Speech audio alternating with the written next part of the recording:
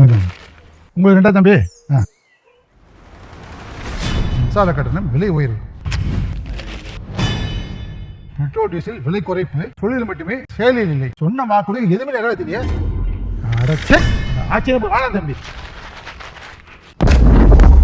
எங்களை மனுமங்கிற நெருப்புல எரிக்கிறவங்கள மறக்கவும் மாட்டோம், மன்னிக்கவும் மாட்டோம்.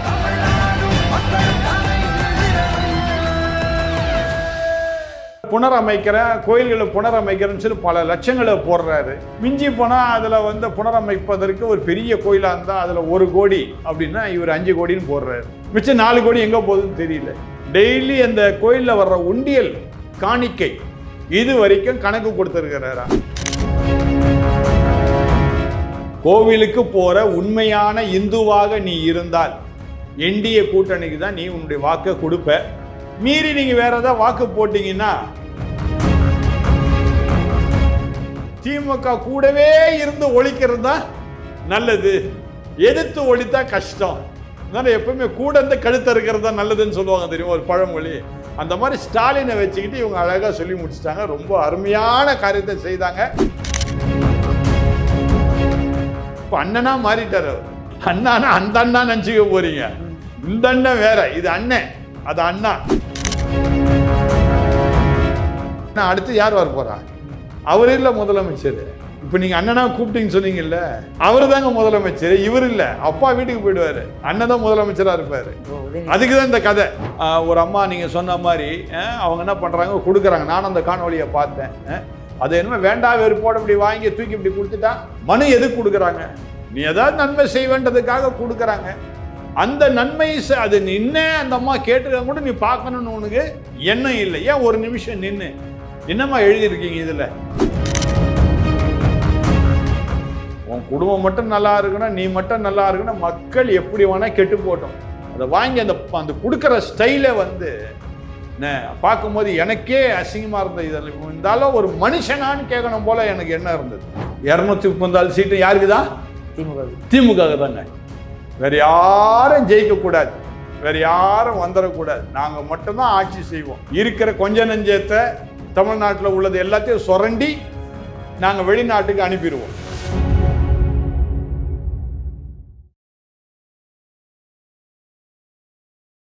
இளையபாரத நேயர்களுக்கு வணக்கம். இன்றைக்கி நம்ம நேர்களில் நம்ம சிறப்பு விருந்தினர் arch bishop Samuel Gunasekaran sir அவர்கள் தான். சார் வணக்கம் சார். வணக்கம். வணக்கம் சார். இந்த தடவை சிறுபான்மையினர் ஓட்டு யாருக்கு சார் போகுது? சர்ச்சில் எல்லா பக்கம் சொல்லிட்டீங்களா இவங்க தான் ஓட்டு போனோன்னு? ஏங்க இப்படியே கேட்குறீங்க? எல்லா டைமும் இப்படி தானே சார் நடக்குது. சர்ச்சில் அப்படி சொல்கிறீங்க? எல்லாம் இஸ்லாமியர்கள் கேட்டால் அங்கே சொல்லிட்டாங்க அப்படின்றாங்க, சர்ச்சில் கேட்டால் சர்ச்சில் இவங்களுக்கு ஓட்டு போடுங்கன்னு சொல்கிறாங்க. ஆனால் கோயிலில் மட்டும் இந்த மாதிரி சொல்லிட்டாங்க அப்படின்னா உடனே கேஸை போட்டு உள்ளே போட்டுடுறாங்க. என்னதான் சார் பண்ணுறது அப்புறம் இதுக்கெல்லாம்? அதாவது இப்போ நீங்கள் கேட்ட உடனே எனக்கு வேறு வழி இல்லாமல் உண்மையை சொல்ல வேண்டியதாக இருக்குது. என்னென்னா, இப்போ சிஎஸ்ஐ திருச்சபை, மற்ற திருச்சபைகள் இது நடக்கலை. சிஎஸ்ஐ கத்தோலிக்க திருச்சபையும் கூட சேர்ந்துக்கிச்சு இந்த முறை. கத்தோலிக்க திருச்சபையெல்லாம் ரொம்ப ஜாக்கிரதையாக இருப்பாங்க, செய்ய மாட்டாங்க இந்த மாதிரி வேலைலாம். ஆனால் இந்த தடவை ரொம்ப கொஞ்சம் கீழ்த்தரமாக போயிட்டாங்க. அதுதான் நான் சொல்லணும். அவங்களாம் சேர்ந்து என்ன பண்ணிட்டாங்க, இப்போது இந்த திராவிட முன்னேற்ற கழகத்தில் சில வேட்பாளர்கள் நேரடியாக போகிறாங்க, அவங்க ஆலயத்துக்கு போகிறாங்க, நல்லவங்க போல் நடிக்கிறாங்க. நடிச்சுட்டு என்ன பண்ணுறாங்க, நீங்களே எங்களுக்கு ஆதரவு தரும்படியாக நீங்களே சொல்லிடுங்கன்னு வேறு சொல்கிறாங்க. எனக்கு தெரிஞ்சு இந்த சிஎஸ்ஐயில் செயலாளர்னு ஒருத்தர் இருக்கிறார், சினாடு செயலாளர், பேர் பெர்னாண்டஸ். சரிங்களா? அவர் ஒரு அட்வொகேட்டு வேறு. அவர் நல்ல ஒரு பதவியில் இருக்கிறார். பதவி காலம் டிசம்பர் மாதம் முடிஞ்சிடுச்சு. அரசியல் லெவலில் கேடு கட்டத்தனமாக அந்த சிஎஸ்ஐயில் நடந்துட்டு இருக்குது. இவர் என்ன பண்ணுறாரு, மு.க. ஸ்டாலின் அவர்களை ஒவ்வொரு மீட்டிங்லேயும் கொண்டு போய் நிறுத்திட்டு எல்லா பேராயர்களையும் அழைச்சிட்டு போதகர்கள்லாம் அழைச்சி ஒரு பெரிய மீட்டிங்லாம் வச்சு இவருக்கு வாக்கு கொடுத்துருங்கன்ற மாதிரி வாக்கு கொடுங்கன்னு சொல்லிட்டார்.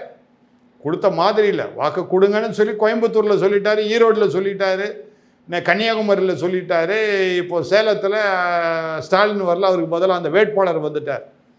இப்படிலாம் நீங்கள் கேட்ட உடனே நான் உண்மையை சொல்ல வேண்டியதாக இருக்குது. எனக்கு பொய் பேச தெரியாது. எனக்கு மக்கள் ஆட்சி வேணும். மறுபடியும் சொல்கிறேன், மக்கள் ஆட்சி வேணும். அந்த மக்கள் ஆட்சி யார் கொடுக்க முடியும் இந்த காலகட்டத்தில்? யாருன்னா இந்த என்டிஏ கூட்டணி தவிர வேறு யாரும் கொடுக்க முடியாது. இது ஒன்று தான் நான் சொல்கிறேன். இதை நீங்கள் எந்த இடத்துலையுமே என்னுடைய ஆலயத்தில் அல்லது நான் ஆலயத்தில் போய் பேசுகின்ற இடத்துல பிஜேபிக்கு ஓட்டு போடுங்க, இல்லை ஏடிஎம்கேக்கு ஓட்டு போடுங்க, இல்லை திமுக ஓட்டு போடுங்க நான் கேட்டதே கிடையாது. அந்த மாதிரி சொற்பொழிவை நீங்கள் பார்க்கவும் முடியாது. என்னுடைய வாயிலிருந்து அது புறப்படாது. ஆனால் இந்த மாதிரி காணொலியில் மக்கள்கிட்ட பேசுகிறேன். என்னுடைய ஆலயத்தின் மக்களோ, திருச்சபையின் மக்களோ, என்னுடைய கோயிலுக்கு வர்றவங்கள்ட்ட நான் பேசலை. பொதுவான மக்கள்கிட்ட நான் என்ன சொல்கிறேன்னா, மக்கள் ஆட்சி நமக்கு வேணும். இது வரைக்கும் குடும்ப ஆட்சி நடந்துட்டு இருக்குது. மக்கள் ஆட்சி வேணும். மக்கள் ஆட்சிக்கு நம்ம என்ன பண்ணலாம், அதனால் நீங்கள் நல்லா இருக்கணுன்றதுக்காக தான் நான் இவ்வளோதும் நான் பேசிகிட்டு இருக்கேன். தவிர ஒரு ஆன்மீகவாதியாக, கிறிஸ்தவ ஆன்மீகவாதியாக நான் சொல்லக்கூடியது என்னென்னா, 5 வருடம் அவங்க இருந்தாங்க. சரி, அவங்க என்ன பண்ணாங்க, நான் ஒரு 4 வருடமாக நான் சொல்லிட்டேன் அதை. இப்போ இந்த கடைசி இன்னும் 1 வாரம் தான், இன்னும் 1 வாரம் கூட கிடையாது, இன்னும் மிஞ்சி போனால் ஒரு 5 நாட்கள் நம்ம தேர்தலை சந்திக்க போகிறோம். ஆக தேர்தலை சந்திக்கவும் இந்த காலகட்டத்தில் மக்கள் உணர்வடைய வேண்டும். மறுபடியும் நான் சொல்கிறேன், உண்மையாகவே கோவிலுக்கு போகிற இந்துக்களாக இருந்தால், விளங்குதா நான் சொல்கிறது, கோவிலுக்கு போகிற உண்மையான இந்துவாக நீ இருந்தால் என்டிஏ கூட்டணிக்கு தான் நீ உன்னுடைய வாக்கை கொடுப்ப. மீறி நீங்கள் வேறு ஏதாவது வாக்கு போட்டிங்கன்னா அதை விட ஒரு முட்டாள்தனம் உலகத்தில் எதுவுமே இல்லை. யானை தான் தலையிலே மண்ணள்ளி போட்ட கதை தான். ஆனால் சார், திமுகவில் இருக்க சேகர் பாபு அவர்கள் அவ்வளோ விஷயங்கள் பண்ணியிருக்காரு சார் கோயிலுக்காக. ஏன் கமலஹாசன் வந்து பரப்புரைகள் போகும்போது கூட சொல்கிறாரு, அதாவது ராஜராஜ சோழனையே தாண்டி போய் கோயில்களுக்கு வந்து பல விஷயங்கள் பண்ணியிருக்காரு சேகர் பாபுன்றலாம் சொல்லியிருக்கிறார் அவர்.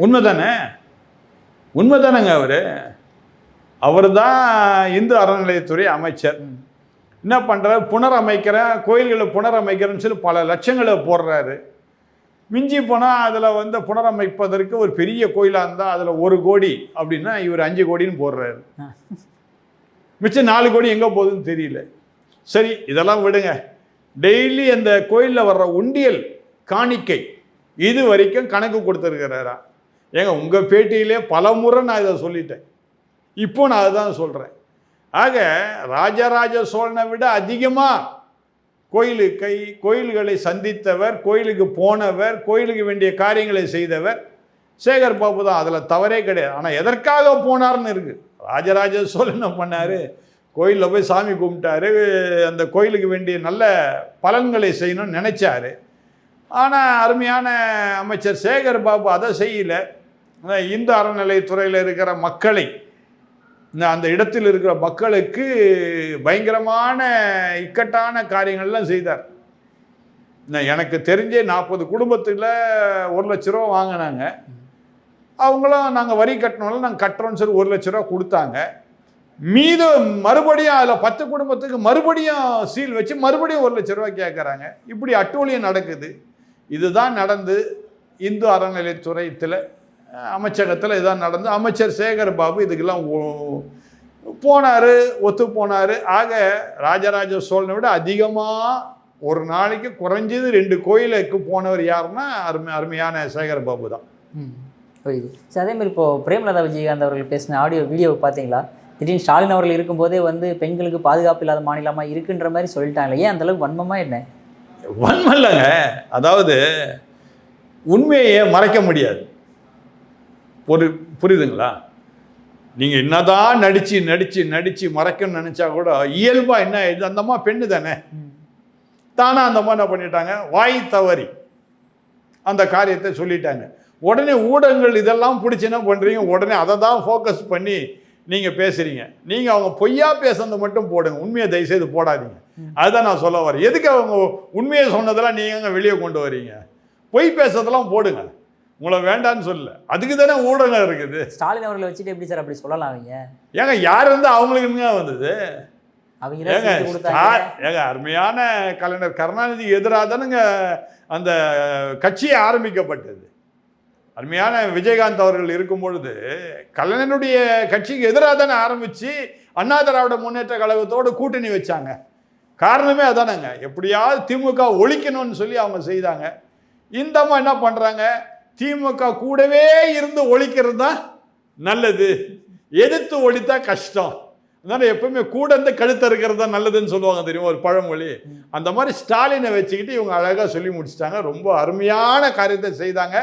அம்மையார் உண்மையை பேசியிருக்காங்க, பாராட்டுகள் அந்த அம்மையாருக்கு. அதே மாதிரி ஸ்டாலின் அவர்கள் முதல்ல வந்து தன் அப்பான்னு சொல்லிக்குவார். இப்போ திடீர்னு பார்த்தீங்கன்னா அண்ணான்ற மாதிரி இறங்கிட்டாரு சார். வயசு கம்மியாகிட்டே வருது சார் அவருக்கு. ஆமாங்க, தெரியலையா? எப்படி சார்? வயசு கம்மியாக தானே இருக்குது அவருக்கு. இப்போ இந்த இதுக்கெல்லாம் நீங்கள் இந்த தேர்தலுக்கு முன்பதாக அவர் நடக்கும்போது பார்த்துருக்கீங்களா? ஒரு மாதிரி மெதுவாக நடப்பார், பார்த்துருக்கீங்களா? வேணா போட்டு பாருங்க, அதை மெதுவாக நடப்பார். என்ன இப்போ தேர்தல் நடக்கும்போது பாருங்கள், டிஷர்ட்லாம் போட்டு பேண்ட் போட்டு வேக வேகமாக நடக்கிறாரு. கவனிச்சு பார்த்தீங்களா? அதை அதுக்கு இதுக்கு வித்தியாசம். இளநீர் தான் ஆகிட்டார் அவர். அதாவது ஒரு இளநீரை முதலமைச்சராக கொண்டு வராங்களாம், அந்த ஸ்டைலை கொண்டு வர்றாரு அவர். விளங்குதா? அதுக்கு பாராட்ட தானே செய்யும். நீங்கள் ஏங்க அவரை போட்டு வீணா ஏங்க சும்மா என் வாயை நீங்கள் வீணா கிண்டி விட்டுருவீங்க போல் இருக்குது இப்படி சொல்லி. இல்லை சார், அப்பான்னு சொல்லும்போது நிறையா விஷயங்கள் சொன்னீங்க. அது அண்ணான்னு மாதிரி சொல்லியிருக்காரு. என்ன அண்ணானா அந்த அண்ணா நினச்சிக்க போறீங்க. இந்த அண்ணன் வேற, இது அண்ணன், அது அண்ணா. இப்போ அண்ணனா மாறிட்டார் அவர். அதற்கான அதாவது அவரை பார்த்து நீங்கள் அண்ணன் தான் சொல்வீங்க. இப்போ அப்படியே நீங்கள் பாருங்கள், கொஞ்சம் போட்டு பாருங்களா. அதை நீங்கள் வேணால் போட்டு காட்டுங்க மக்களுக்கு. முன்னாடி அவர் எப்படி நடந்தார், இப்போ எப்படி நடக்கணும் போட்டு காட்டுங்களேன். வித்தியாசம் நீங்கள் பார்க்கலாம். முன்னாடி அப்பா மாதிரி நடந்தார், இப்போ அண்ணன் மாதிரி நடக்கிறாரு. அதனால அண்ணன் கூப்பிட்டது தவறு இல்லையே. இன்னும் அண்ணன் தான் கூப்பிட்டாகணும். ஏன்னா அடுத்து யார் வர போகிறான்? அவர் இல்லை முதலமைச்சர். இப்போ நீங்கள் அண்ணனா கூப்பிட்டீங்கன்னு சொன்னீங்கல்ல, அவர் தாங்க முதலமைச்சர், இவர் இல்லை. அப்பா வீட்டுக்கு போயிடுவார், அண்ணன் தான் முதலமைச்சராக இருப்பார். அதுக்கு தான் இந்த கதை. Okay sir. சார் அதே மாதிரி அவர் பரப்புரை போகும்போது ஏதாவது குழந்தைகள் கை கொடுக்க வந்தால் வந்து தட்டி விட்றாரு, பெண்மணி மனு கொடுக்க வந்தால் தட்டி விட்றாரு. ஏன் அந்த அளவுக்கு ஒரு விஷயத்தை பண்ணுறாரு ஸ்டாலின்? காலையில் கூட நான் ஒரு காணொலியை பார்த்தேன், எல்லாருக்கும் அனுப்பி வச்சேன். ஒருத்தர் என்ன பண்ணுற, கை குழந்தையோட என்ன பண்ணுற, அவர் கூட நடந்து போயிட்டே இருக்கிறாரு. தினம் தூரம் கையை காட்டுறாரு, பின்னாடி போனால் அப்போ இவர் மட்டும்தான் முன்னாடி போனால் மற்ற எவனும் முன்னாடி போயிடக்கூடாது. விளங்குதா? என் மனதில் அப்படி தான் பட்டுச்சு. இப்போ நீங்கள் கேட்குற மாதிரி வேற மாதிரி கேட்குறீங்க. ஒதுக்குறாரு, ஒரு புறக்கணிக்கிறாரா நீங்கள் கேட்குறீங்க. நான் என்ன நினைக்கிறேன்னா, இவரை தாண்டி யாரும் மேலே போயிடக்கூடாது. இவர் மட்டும்தான் முன்னோடியாக மேலே போகணும். இவங்க குடும்பம் மட்டும்தான் மேலே நிற்கணும். மற்ற கூட இருக்கிற எத்தனையோ அமைச்சர்கள் இருக்கிறாங்க, எத்தனையோ முன்னோடிகள், திமுகவுடைய முன்னோடிகள்லாம் இருக்கிறாங்க, அவர்களோடு கூட இருக்கிறாங்க. அவங்களாம் முன்னுக்கு வரக்கூடாது. நீ இருந்துக்கோ, வேணா துணை பொதுச் செயலாளர், ஒன்று துணை தலைவர், இந்த மாதிரி ஒன்றை போட வேண்டிய தவிர நீ முதலமைச்சராக வந்துடக்கூடாது. எங்கள் குடும்பம் மட்டும்தான் வரணும். ஆக ஒரு நடையில் கூட குழந்தையை தூக்கிட்டு அது யார், ஏதோ பொதுமக்கள் யாராவது வருவாங்களா? மிஞ்சி நிச்சயமாக ஒரு திமுக தொண்டனா தான் இருந்தாகணும். உன் தொண்டனையே நீ விலகி போன்னு நீ சொல்கிற, நீ முன்னேறக்கூடாதுன்னு சொல்கிற. இப்படியாப்பட்ட ஒரு முதலமைச்சர் இனி தமிழ்நாட்டுக்கு தேவையா? இந்த ஒரே ஒரு வீடியோ காட்சி ஒன்று போதும். என்ன எல்லாரையும் வெளியே போ, விலகிப்போ. என்ன ஒரு அம்மா நீங்கள் சொன்ன மாதிரி அவங்க என்ன பண்ணுறாங்க, கொடுக்குறாங்க. நானும் அந்த காணொலியை பார்த்தேன். அதை என்னமோ வேண்டா வெறுப்போடு இப்படி வாங்கி தூக்கி இப்படி கொடுத்துட்டா. மனு எதுக்கு கொடுக்குறாங்க? நீ ஏதாவது நன்மை செய்ய வேண்டதுக்காக கொடுக்குறாங்க. அந்த நன்மை அது நின்று அந்த அம்மா கேட்டுருக்காங்க கூட, நீ பார்க்கணுன்னு உனக்கு எண்ணம் இல்லை. ஏன் ஒரு நிமிஷம் நின்று என்னம்மா எழுதியிருக்கீங்க இதில், என்னம்மா உன் பிரச்சனை? இது தேர்தல் காலம். மற்ற நேரத்தில் நீங்கள் முதலமைச்சருங்க, உங்களுக்கு நேரம் இருக்காது பார்க்கறதுக்கு, எங்கேயோ ஒரு இதுக்கு போகிறீங்க, வேகமாக போகிறீங்க. ஆனால் இது பரப்புரைக்காக தான் வந்திருக்கிறீங்க, மக்களை சந்திப்பதற்காக வந்திருக்கிறீங்க. அப்போ மக்கள் என்ன பண்ணுறாங்க, உங்கள்கிட்ட ஒரு மனுவை கொடுக்குறாங்க. ஒரு வயசான அம்மா, இதே டாக்டர் எம்ஜிஆர் அந்த இடத்துல இருந்தால் என்ன தெரியுமா பண்ணியிருப்பார்? அந்த அம்மாவை கட்டி பிடிச்சி ஒரு முத்தம் ஒன்று கொடுத்து, மா உனக்கு என்னம்மா நான் செய்யணும், எல்லாம் நான் பார்த்துக்குப்பா, என்ன வேணா செய்ப்பா அப்படின்னு சொல்லிட்டு செய்கிறாரோ இல்லையா அப்புறம் கதைங்க. ஆனால் அந்த அன்பை வெளிப்படுத்துவாருங்க. அதுதான் டாக்டர் எம்ஜிஆர். அதனால தான் அண்ணா திராவிட முன்னேற்ற கழகத்துக்கு உங்கள் வாக்கெல்லாம் கொடுங்கன்னு நான் சொல்கிறேன். ஆனால் இந்த ஆள் என்ன, உன் குடும்பம் மட்டும் நல்லா இருக்கணும், நீ மட்டும் நல்லா இருக்கணும், மக்கள் எப்படி வேணால் கெட்டு போட்டோம். அதை வாங்கி அந்த கொடுக்குற ஸ்டைலை என்ன பார்க்கும்போது எனக்கே அசிங்கமாக இருந்தது. இதில் இருந்தாலும் ஒரு மனுஷனான்னு கேட்கணும் போல் எனக்கு என்ன இருந்தது. Okay sir. சார் அதே மாதிரி இப்போ சொன்ன மாதிரி ஸ்டாலின் அவர்கள்ட்ட எல்லாருமே பரப்புரை பண்ண ஆரம்பிச்சிட்டாங்க. ஜெயிக்கிறது 200க்கு மேலே ஜெயிச்சிருவோன்ற எல்லா அவங்களும் கூட்டணி அவர்களுமே எல்லாருமே சொல்கிறாங்களே சார், 200க்கு மேலே நிச்சயமாக ஜெயிச்சிருவாங்களா என்ன? ஏன்னா பல விஷயங்கள் நாங்கள் பண்ணிக்கிறோம், தேர்தல் அறிக்கையில் கொடுத்ததெல்லாம் செஞ்சு முடிச்சிட்டோம் அப்படின்ற மாதிரி சொல்கிறாங்களே சார். 234 சீட்டு அவங்களுக்கு தாங்க போதுமா? 234 சீட்டு யாருக்கு தான்? திமுக தாங்க. வேறு யாரும் ஜெயிக்கக்கூடாது, வேறு யாரும் வந்துடக்கூடாது. நாங்கள் மட்டும்தான் ஆட்சி செய்வோம். இருக்கிற கொஞ்ச நெஞ்சத்தை தமிழ்நாட்டில் உள்ளது எல்லாத்தையும் சுரண்டி நாங்கள் வெளிநாட்டுக்கு அனுப்பிடுவோம். நாங்கள் எல்லாம் வெளிநாட்டுக்கு ஒரு 3 மாதத்துக்கு ஒரு தடவை 6 மாதத்துக்கு போயிட்டு அங்கே ஒரு வாரம் 10 நாள் தங்கி ஜாலியாக அனுபவிச்சுட்டு நாங்கள் வருவோம். கேட்டால் எங்களுடைய பிஸ்னஸ் அங்கே இருக்குன்னு சொல்லுவாங்க. விளங்குதா? ஏங்க நீங்கள் அங்கே போகிறீங்க? ஏங்க எங்கள் பிஸ்னஸ் அங்கே இருக்குது, அதை பார்க்க போகிறோம். அந்த பிஸ்னஸ் என்ன பண்ணுறோம், முதலீடாக நாங்கள் கொண்டு வரோன்னு. முதலீடு இங்கே இல்லை, இங்கே சம்பாதிச்சு அங்கே கொண்டு போய் முதலீடு பண்ணுறாங்க. இதுதான் செய்தாங்க 5 வருஷமா. இந்த 5 வருஷத்தில் எந்த கம்பெனி இங்கே முதலீடு பண்ணி இங்கே கொண்டு வந்து எத்தனை பேருக்கு வேலை கொடுத்தாங்க? சொல்லுங்க பார்ப்போம் கணக்கு. உடனே சொல்லுவாங்க 75,000 பேருக்கு வேலை கொடுத்தோம், 10,000 பேருக்கு வேலை கொடுத்தோம். எங்கே கொடுத்த? உன் வாயினால தான் கொடுத்த. எல்லாத்தையும் செய்யல, எதுவுமே செய்யலையே.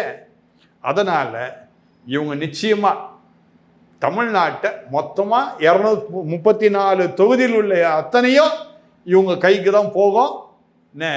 அதில் எந்த விதமான சந்தேகமும் கிடையாது. மக்கள் முட்டாளாக இருந்தால், விளங்குது இப்போ நான் சொல்கிறது, மக்கள் முட்டாள்னா 234 அவங்களுக்கு தான். மக்கள் படித்தவனா அறிவாளியாக இருந்தால் அவங்களுக்கு இல்லை. இதுக்கு மேலே நம்ம என்ன பண்ணோம்னா 4ஆம் தேதிக்கு பிற்பாடு தான் மக்கள் முட்டாளா அறிவாளிகளா நான் கட்டாயம் உங்கள்கிட்ட வந்து நான் சொல்கிறேன். நான் ஓகே சார். அதே மாதிரி நீங்கள் நேற்றைக்கு பார்த்துருப்பீங்க, நீங்கள் இந்த தொகுதி மறுவரையை வந்து கொண்டு வந்து தமிழ்நாட்டுக்கு அதிக சீட் கொண்டு வரலாம். அது மட்டும் இல்லாமல் வந்து பெண்களுக்கான இடஒதுக்கீடுமே கொண்டு வந்துடலாம் 33% அப்படின்ற மாதிரி ஐடியா பண்ணியிருந்தாங்க சார். ஆனால் ஸ்டாலின் அவர்கள் வந்து அந்த பில்லை கொளுத்துறதாகட்டும், அதுக்கப்புறம் கருப்பு சட்டையை போட்டு போகிறதாகட்டும், தீ பரவட்டும்னு சொல்கிறதாகட்டும், இந்த மாதிரி விஷயங்கள்லாம் எதிர்க்காக சார். பெண்கள் முன்னேறக்கூடாதுன்னு நினைக்கிறாங்களா என்ன? ஆமாங்க, பெண்கள் வந்துட்டா இவங்க குடும்பத்தில் கொஞ்சம் நல்லா கவனிச்சு பாருங்கள். பெண்கள் எத்தனை பேர் இருக்கிறாங்க? கனிமொழி ஒன்று, வேறு யாரும் இருக்காங்களா? ஸ்டாலின் அவர்கள் ஒய்ஃப் துர்கா ஸ்டாலின். அவங்களாம் பின்னாடி தானே. அரசியலில் தான் நம்ம கணக்கு போடணும். அப்போ அரசியல் ஒரே பெண் தானே இருக்கிறாங்க. அப்போ அவங்களுக்கு ஒன்று இருந்தால் போதுமே. இப்போ பெண்கள் நீங்கள் அதிகமாக கொடுத்தா என்ன ஆகிடும்? துர்கா ஸ்டாலின் வந்துடுவாங்க. அப்புறம் அந்த யார் உதயநிதியுடைய பிரீத்தாவா என்ன பேர், உதயநிதியுடைய மனைவி பேர், அவங்க வந்துடுவாங்க. அடுத்தது நம்ம ஸ்டாலினுடைய மகா அவங்க வந்துடுவாங்க உள்ள. சபரீச மனைவி அவங்க வந்துடுவாங்க உள்ள. இவர் என்ன நினைக்கிறாரு, அவங்களாம் வர வேண்டாம், பின்னாடி இருந்தே இந்த அமைச்சர்கள் எல்லாரும் மிரட்டிக்கிட்டு சம்பாதிக்கிட்டோம் அப்படின்னு நினைக்கிறாங்க. ஒன்று மட்டுமல்ல, ஏன்னா இவங்கள்ட்ட வந்து பெண்கள் இல்லை. பெண்கள் சொல்லி கொடுக்கணும்னா யாரை கொடுக்கணும்? மற்ற தொண்டர்களுடைய மற்ற தலைவர்களுடைய பிள்ளைகளை கொண்டு வரணும். அந்த மாதிரி சூழ்நிலையில் இருக்கிறாங்க. ஆக இப்போ நீங்களே முன்னாடி ஒரு முதல் கேள்வியை கேட்டீங்க, அருமையான திருமதி பிரேமலதா விஜயகாந்த், பெண்களுக்கு இவர் முன்னுரிமை கொடுக்கவில்லை. இப்போ நீங்கள் கேட்ட கேள்வி, அது நீங்கள் கேட்ட கேள்வி மறுபடிக்கும் அந்த அம்மா சொன்னதுக்கும் இதுக்கும் கரெக்டாக ஒத்து போதில்லை. அப்போது இந்த தொகுதி புனரமைப்புக்கு இவங்க என்ன பண்ணலை, ஒத்து வரலன்றது பிரேமலதா அம்மாவே கூட இருந்து சொல்லிட்டாங்க. ஆக உண்மை தானே அது. பெண்ணுக்கு என்னங்க இவங்க கொடுத்தாங்க? இந்த 5 வருட காலத்தில் எத்தனை வழக்குகள் இருக்குது? ஒன்றும் இல்லைங்க, இப்போது ஒரு 3 நாட்களுக்கு முன்பதாக என்னுடைய வீட்டுக்கு சிசிடிவி ரிப்பேர் பண்ண ஒருத்தர் வந்தாருங்க. அவர் வீட்டு தெருவில் ஒரு 13 வயசு பொண்ணை ஒரு ஆள் இது பண்ணிட்டார், சரியா கெடுத்துட்டாரு. அது பெரிய பிரச்சனையாக இருக்குது. நான் உடனே சொன்ன ஊடகங்களில் வரல, காவல்துறைக்கு எதுவும் போன மாதிரி தெரியலையே அப்படின்னு. ஏன்னா காவல்துறைக்கு போனால் உடனே ஊடகங்கள் வந்துடும். காவல்துறைக்கு போன மாதிரி தெரியலையே. ஆமாங்க சார், ஊரில் இருக்கவங்களாம் என்ன பண்ணாங்க, அந்த பையனை கட்டி போட்டு அடித்து நாளைக்கு பிள்ளை பேர் கெட்டக்கூடாது, அதுக்காக இதை அப்படியே மறைச்சிட்டாங்க சார் அப்படின்னார். உண்மைதான். ஏன்னா பெற்றோர்கள் தான் தெரியாதோட கஷ்டம் என்னன்னு. அப்போது இன்றைக்கு வரைக்கும் இந்த 5 ஆண்டு காலங்களிலே எத்தனை பெண்களுக்கு பிரச்சனை ஏற்பட்டுச்சு? ஒன்றும் இல்லைங்க, டாஸ்மாக் கடை. என் பகுதியில் நான் விரல் வெட்டி எண்ணி நான் க்ளீனாக சொல்வேன், இத்தனை பேர் செத்தாங்க, இத்தனை பேரோட குடும்பம் இதனால் போச்சு. அந்த பெண்களுடைய தாலி அருந்தது இந்த டாஸ்மாக் காலன்னு சொல்லி தைரியமாக நான் சொல்ல முடியும், நான் ப்ரூவ் பண்ண முடியும். அதனால் பெண்களை கண்டா இவருக்கு ஒன்றுமே பிடிக்காது. அடுத்தது பெண்களுக்கு இவங்க என்னமே செய்யலை. மிஞ்சி போனால் பொற மாதிரி பிஸ்கட் மாதிரி ஒரு 2000 5000 தூக்கி போடுவார். லிப்ஸ்டிக் பஸ்ஸும் இப்போ குறைஞ்சி போச்சு. முந்தி நிறைய ஓடிருந்து இப்போ குறைஞ்சி போச்சு. தேர்தல் என்னைக்கு அறிவிச்சாங்களோ அன்னிலேருந்து காணாமல் போச்சு அந்த பஸ்ஸெல்லாம். ஆக இவ்வளோதான் இவங்களுடைய தேர்தல் அறிவிக்கை, அடுத்தது இவங்களுடைய நிர்வாகம், இவ்வளோதான். இதுலேயே நம்ம புரிஞ்சுக்கலாம். புரியுது. அதே மாதிரி இப்போ திமுகவினர் எங்கே ஓட்டு கேட்டு போனாலுமே எம்எல்ஏ ஆகட்டும் இல்லை மினிஸ்டர்ஸ் ஆகட்டும் மக்கள்லாம் கேள்வி மேலே கேள்வி கேட்குறாங்களே சார், என்ன ரீசன்னால சார் அப்படிலாம் அப்படி? ஆமாங்க, 5 ஆண்டுகள் ஒன்றுமே செய்யலையே. இல்லையே சார், கனிமொழி அவர்கள்லாம் சொல்கிறாங்க 500 வாக்குறுதல் 400 நிறைவேற்றி விட்டோம், 90% நிறைவேற்றி விட்டோம், எல்லாமே ஸ்டாலின் அவர்களே சொன்னது தானே சார்? அவங்க சொல்லிக்கிட்டே தான் இருக்கிறாங்க, எதுதான் சொல்லலை, சொன்னதை எதை செய்தாங்க. அதாவது நாங்கள் சொல்வதை செய்வோம், சொல்வதை செய்வோம், செய்வதை சொல்வோம், இதெல்லாம் என்னது? இது நல்லா இருக்கு கேட்கறதுக்கு. ஆனால் உண்மையாக நடந்ததுன்னா ஒன்றுமே நடக்கலையே. ஏன் நடக்கலை?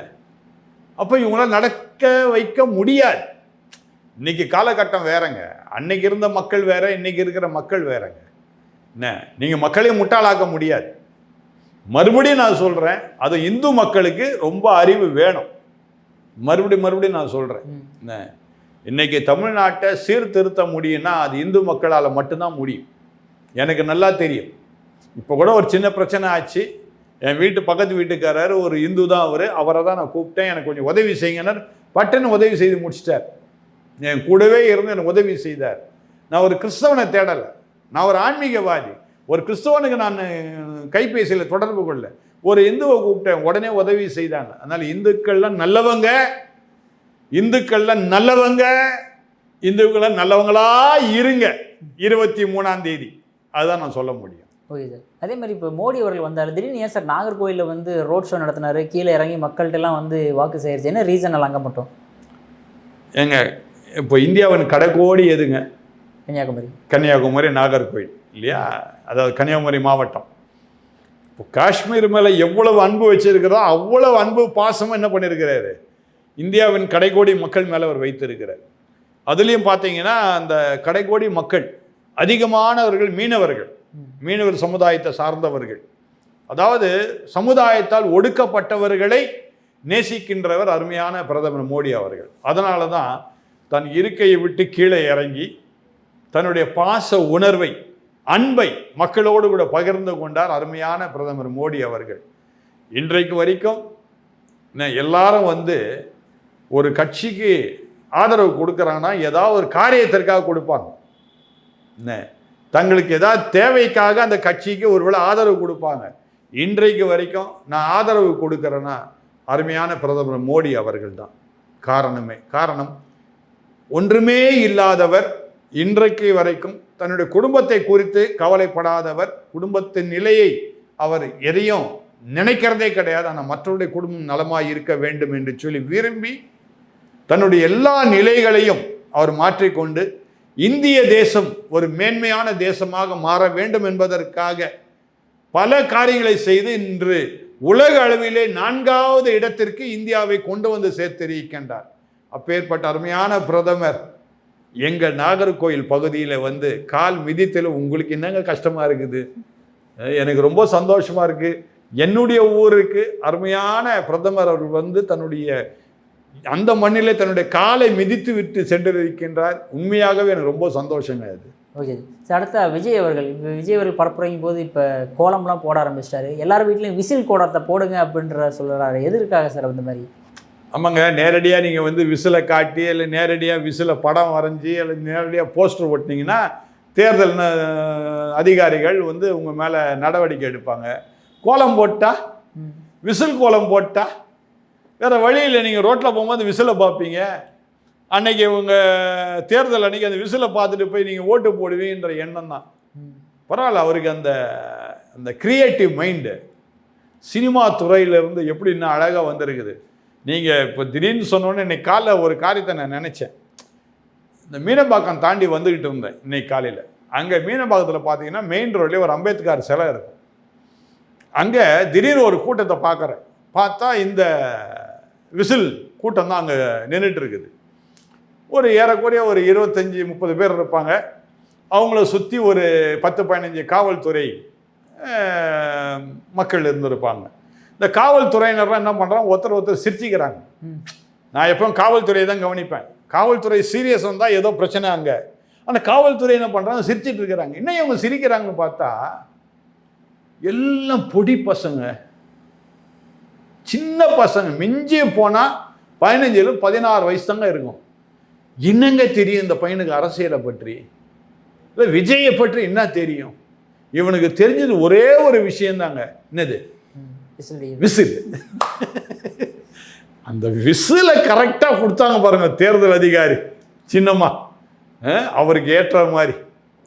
இவங்க போய் மாலை போட்டு இறங்குறத பார்த்த காவல்துறை அதிகாரிலாம் சிரிச்சிட்டு இருக்கிறாங்க. எனக்கு அதை பார்த்து எனக்கு சிரிப்பு வந்துடுச்சு. இப்படிப்பட்ட 14, 15, 16 வயசில் உள்ள பிள்ளைங்க போய் தன்னுடைய ஆயுட்காலத்தை வாழ்க்கையை கெடுத்து கொண்டு விசில் அடித்து கொண்டு இந்த மாதிரி போயிட்டு இருந்தால் என்ன நடக்கும்? அதனால தான் இருக்கிறவங்க எல்லாம் விசில் அடிங்கடா அப்படின்னு சொல்லிட்டு விசில் கோலத்தை போட சொல்கிறாரு விஜய். வேற ஒன்றும் இல்லை. ஓகே சார், உங்கள் அற்புதமான கருத்தில் இளையபிரான பந்திருக்கு மிக்க நன்றி. மிக்க நன்றி.